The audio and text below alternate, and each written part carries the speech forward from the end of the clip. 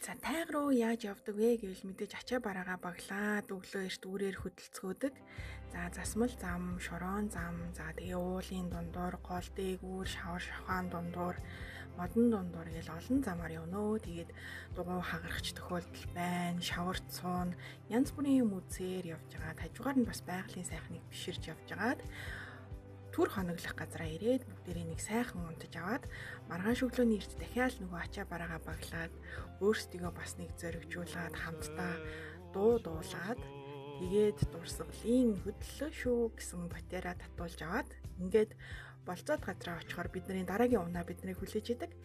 За энэ нь цаа буг болон морь байдаг. За тэгээл тайг руугаа цаа буг морийн унаад 10 цагийн турш явцгаанаа хад асган дэг өөрч ой модон дундуурч бороотойд ч бүр мөндөртөд ч явж исэн тохиолдол байгаа.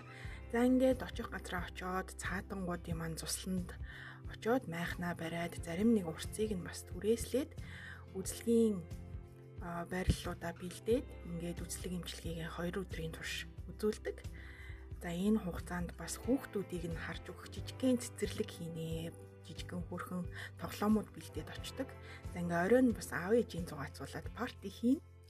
За тэгээ 2-3 өдрийн турш өдрийн хоол идэж явахдаа, орой хоол идэж явахдаа бид нар бас эргэн тойрныхоо байгалийн сайхныг бишрээд хэдэн минут суугаад ерөөсөө намайг ядарч исэн ядаргаа бас тайлагдчихдаг.